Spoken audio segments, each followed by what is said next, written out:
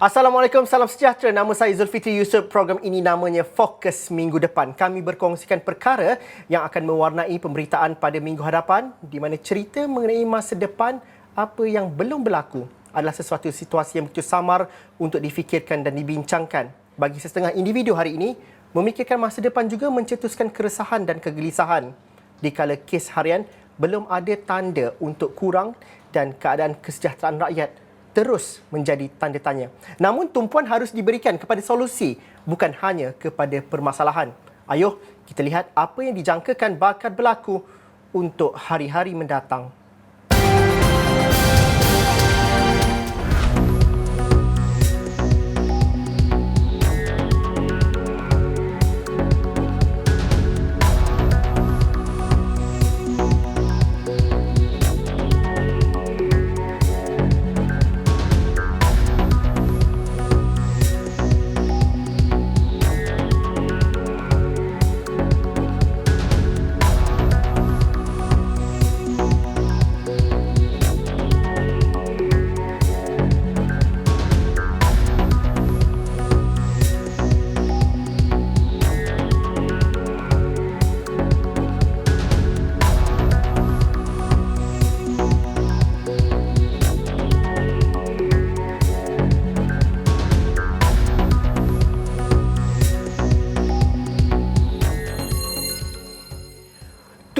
Julai depan pada hari Rabu, Jemaah Menteri akan memuktamadkan tarikh persidangan Parlimen. Perkara itu dimaklumkan oleh Menteri di Jabatan Perdana Menteri bagi Parlimen dan Undang-Undang, Datuk Seri Tauhidin Hassan, dalam satu kenyataan yang dikeluarkan pada Jumaat lalu. Pastinya ini menjadi tumpuan rakyat dan akan mencorakkan agenda pada minggu depan di mana menerusi kenyataan Datuk Seri Tauhidin pada 2 Julai lalu, Kerajaan Persekutuan sentiasa menjunjung titah pandangan Seri Paduka Baginda Yang di-Pertuan Agong dalam semua hal berkaitan pemerintahan negara, termasuklah berhubung dengan persidangan Parlimen. Pada masa sama, beliau memaklumkan Perdana Menteri selaku Ketua Majlis Parlimen turut memutuskan untuk memanggil sidang Parlimen secepat mungkin sebelum 1 Ogos ini. Sebelum ini, Yang di-Pertua Dewan Negara Tan Sri Rais Yatim dan juga Yang di-Pertua Dewan Rakyat Datuk Azhar Azhar Harun memaklumkan bahawa satu persidangan khas Parlimen akan diadakan dalam masa terdekat.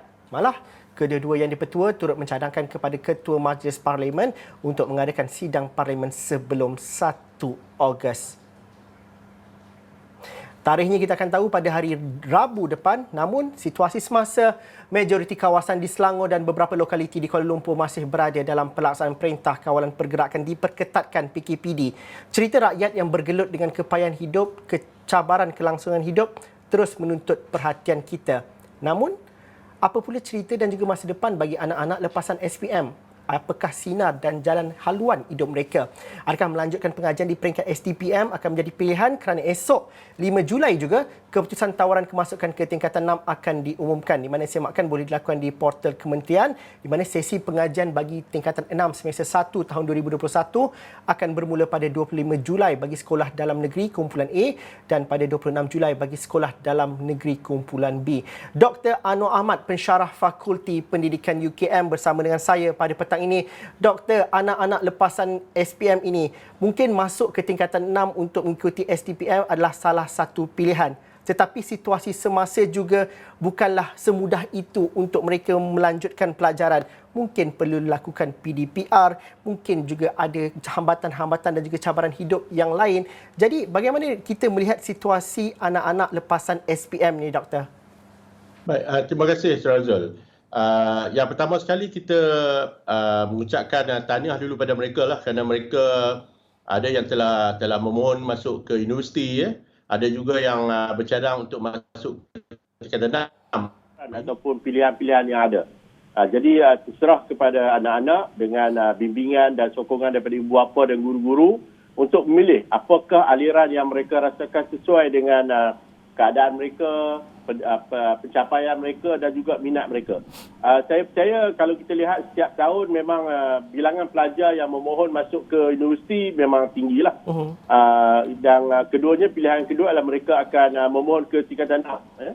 Dan kalau kita lihat nanti selepas masuk tingkatan 6 pun akan ada pengambilan ke universiti, mereka terpaksa juga keluar dan meninggalkan tingkatan 6 untuk masuk ke universiti. Jadi itu adalah proses yang memang diamalkan selama ini.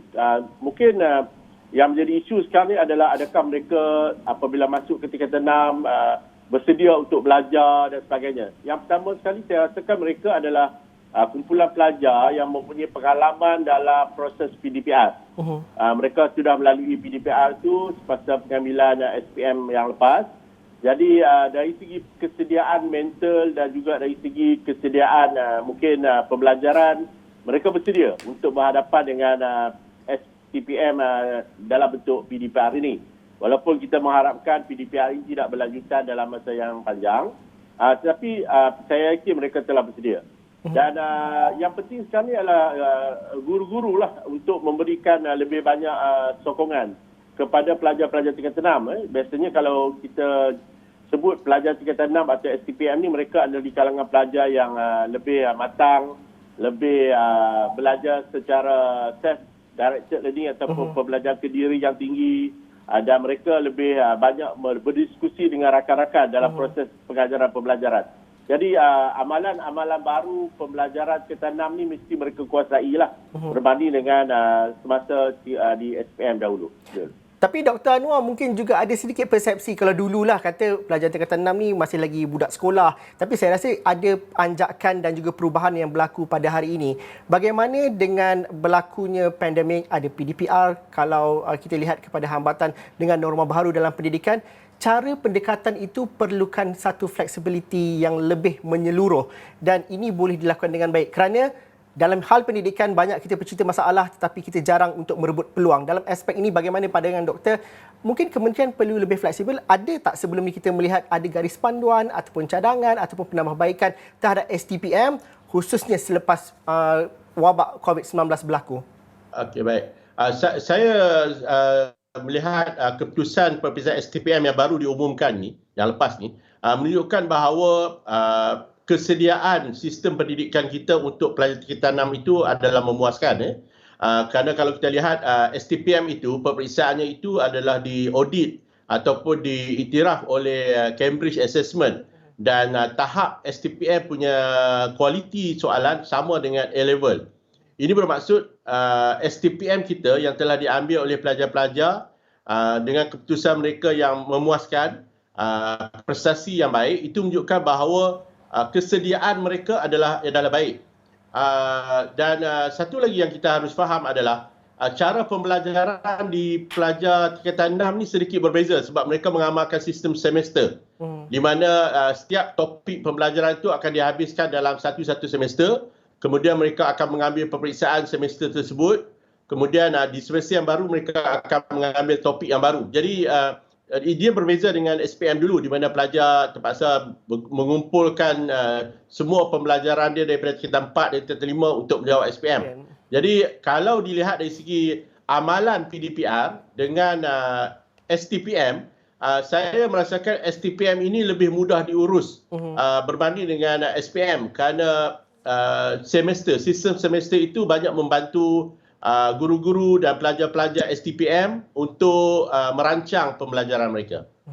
Dan bagaimana kita melihat, kalau saya seorang bekas lepasan SPM, bagaimana membuat keputusan pada hari ini, pandangan doktor? Kerana membuat keputusan pada hari ini, penimbang ataupun timbang taranya untuk keputusan itu dilakukan kerana mungkin latar belakang keluarga pada hari ini, kerana hambatan keuangan, hambatan pergerakan kerana masalah COVID-19 yang masih lagi berlaku dan juga mungkin dunia juga sudah berubah kalau kita melihat kepada percaturan pemilihan kerjaya di masa akan datang. Jadi bagaimana mereka perlu dibimbing dan juga cara mereka membuat keputusan pada kali ini, Doktor? Baik. Kalau kita lihat calon-calon STPM yang lepas lebih kurang 42,000 orang. Bermaksud bilangan pengambilan pelajar tingkatan 6 ni sekitar 40 ke 45,000 setiap tahun. Dan itulah kapasiti yang kita ambil. Dan kalau kita lihat, banyak universiti yang menawarkan ijazah sarjana muda mereka dengan pengambilan pelajar STPM. Jadi peluang dan ruang untuk pelajar STPM selepas mereka selesai STPM untuk masuk ke universiti, membuat ijazah sarjana muda sangat luas. Saya juga ada seorang pelajar alumni STPM. Jadi pengalaman yang saya ada dan ramai juga rakan-rakan dan juga ahli yang lain, ahli masyarakat yang lain, kita mempunyai satu sistem STPM yang baik. Asalkan kita kuat berusaha untuk berjaya dalam STPM kita, kita boleh memohon masuk ke banyak universiti. Kita ada universiti awam yang banyak menawarkan kursus-kursus untuk lepasan STPM. Kita juga sebenarnya STPM kita ni, sijil STPM itu bertaraf antarabangsa. Jadi kita boleh menggunakan sijil-sijil STPM kita tu untuk memohon universiti di luar negara nanti. InsyaAllah bila keadaan semakin baik, negara semakin baik, stabil, boleh menggunakan sijil STPM untuk memohon banyak universiti-universiti di luar negara. Yang ketiganya boleh memohon ke banyak institusi latihan, keusahawanan dan sebenarnya sijil STPM ini boleh juga kita memohon pekerjaan. Jadi pada pelajar-pelajar yang ingin mengambil STPM, ini satu pilihan yang baik, tidak ada masalah. Sebab peluang yang ada selepas itu sangat terbuka luas, asal saja kita mahu kuat berusaha dan mencapai kejayaan cemerlang dalam STPM nanti. Dan ini juga solusi yang paling menang-menang untuk mereka yang terhambat kerana ekonomi, impak COVID-19 pada pandangan doktor? Ya, betul. Dalam keadaan sekarang ini, mungkin kewangan menjadi satu isu untuk pelajar meneruskan pembelajaran. Tapi kita jangan bimbang kepada pelajar-pelajar yang memohon ke universiti dan apabila anda menerima tawaran untuk masuk universiti, jika ada di kalangan keluarga yang tidak mempunyai kewangan, berhadapan dengan masalah kewangan, jangan ragu-ragu. Hubungi universiti yang telah anda tawarkan pada anda. Di semua universiti kita, sebenarnya mereka mempunyai banyak tabung-tabung yang boleh membantu kita. Walaupun kita tidak ada kewangan, kita hubungi pihak universiti, memaklumkan kita telah menerima tawaran, dan mereka akan membantu kita dari segi tabung, kebajikan pelajar, zakat dari pihak universiti dan berbagai-bagai. Jadi itu yang pertama. Yang keduanya tentulah belajar di tingkatan 6 ini kosnya lebih rendah lah berbanding dengan di universiti. Tapi tidak menjadi isu. Sama ada kita ke universiti atau kita ke tingkatan 6, pada saya sistem pendidikan negara kita mempunyai kapasiti untuk menguruskan apa juga masalah. Asalkan kita mahu menghubungi pihak-pihak yang berkaitan. Dan perbincangan kami ini bertitulak kerana esok 5 Julai keputusan tawaran kemasukan ke tingkatan 6 akan diumumkan, di mana semakkan boleh dilakukan di portal Kementerian Pendidikan. Tapi doktor, dalam aspek lain juga ingin saya bincangkan, kita tahu Selangor dilaksanakan PKPD, begitu juga dengan beberapa lokaliti di Kuala Lumpur, dan hari ini kes harian COVID-19 masih lagi pada angka 6,000.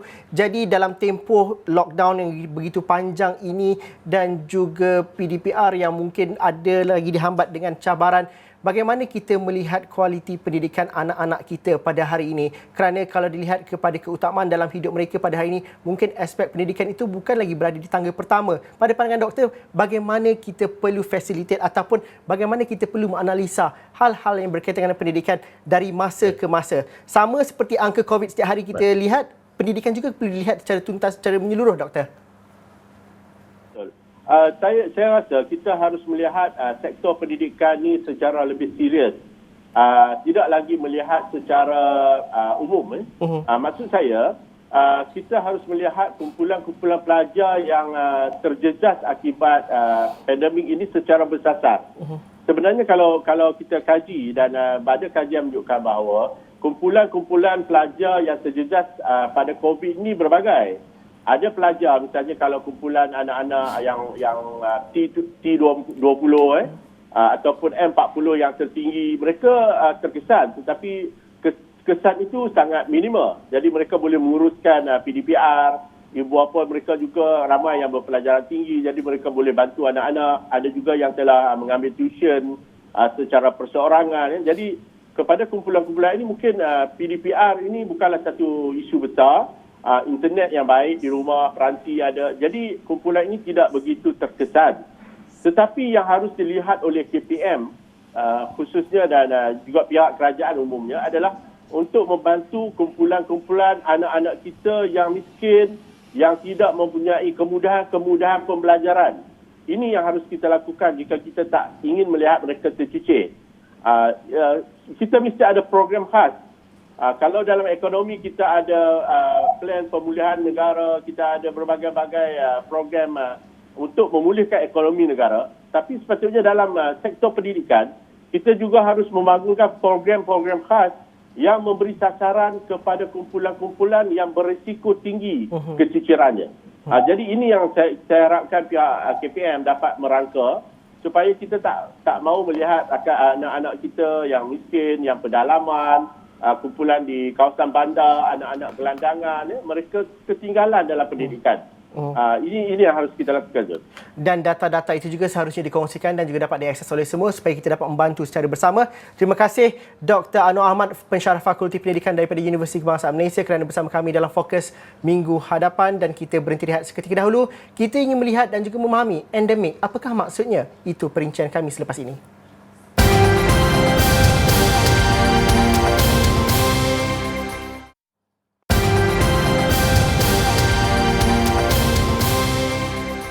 Ini adalah Fokus Minggu Hadapan. Saya ingin juga kongsikan kes dan juga status terkini COVID-19 mengikut negeri, di mana hari ini 6,045 kes baru yang dicatatkan. Selangor masih lagi mencatatkan bilangan angka yang tertinggi iaitu 2,262. Kuala Lumpur di situ 616, 531 dicatatkan di Negeri Sembilan, di Johor 500 kes. Di beberapa negeri yang sudah pun yang akan memasuki fasa kedua Pelan Pemulihan Negara iaitu Perlis 0 kes, Kelantan 124, sedikit meningkat berbanding semalam. Kalau dilihat di Pahang 95 kes dicatatkan, Perak catat 384 kes, manakala Terengganu mencatatkan 54 kes. Dan juga semalam ada juga kenyataan mengatakan bahawa besar kemungkinan COVID-19 akan menjadi endemik, di mana pada Sabtu Menteri Penyelaras Program Imunisasi COVID-19 Kebangsaan berkata vaksinasi juga perlu dilakukan secara berkala menerusi suntikan ketiga ataupun booster shots. Kita juga sentiasa memantau dan meneliti data-data keberkesanan vaksin, lebih-lebih lagi dalam keadaan penularan varian Delta B16172 dan juga varian-varian yang lain. Seperti mana negara lain, kita juga sedang mengkaji sekiranya terdapat keperluan untuk memberikan suntikan tambahan atau booster shot yang ketiga. Besar kemungkinan COVID akan terus ada dan menjadi endemik dan memerlukan vaksinasi berkala seperti mana suntikan flu.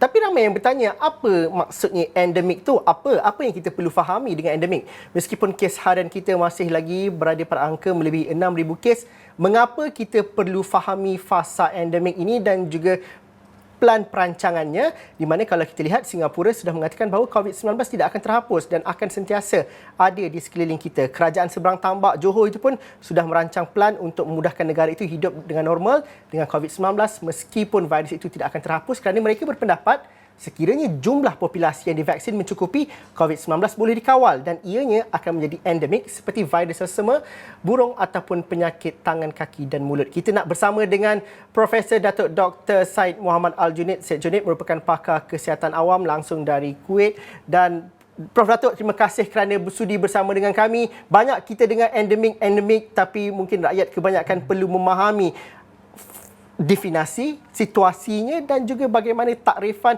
dan juga mungkin elemen ataupun kriteria untuk kita isytiharkan endemik itu, Doktor. Ya, terima kasih Ashraf Awani kerana menghubungi saya, dan terminologi endemik yang disebutkan tadi merupakan satu daripada terminologi dalam bidang epidemiologi, iaitu sebahagian daripada bidang utama dalam kesihatan awam. Apa yang dimaksudkan dengan endemik ini adalah apabila penyakit itu berada dalam frekuensi yang rendah dan menjadi salah satu daripada penyakit yang sentiasa berada di dalam masyarakat. Ini berlaku apabila sesuatu wabak itu di mana kadar insidennya menurun akibat daripada banyak faktor. Salah satunya mungkin disebabkan oleh kadar imuniti yang sudah pun ada di dalam masyarakat, disebabkan oleh imunisasi, dan juga disebabkan oleh secara naturalnya benda ini manusia mempunyai tahap ketahanan antibodi yang dibangunkan disebabkan oleh infeksi juga. Jadi apabila insidennya menurun kepada tahap yang begitu rendah sekali dan dibandingkan dengan tahap yang memuncak apabila berlakunya epidemik tadi, maka ini kita katakan keadaan endemik. Ini berlaku dalam keadaan biasa. Misalnya kalau kita lihat kepada pandemik H1N1 yang berlaku sekitar tahun 2009, 10 tahun yang lalu. Setelah lebih kurang 2-3 tahun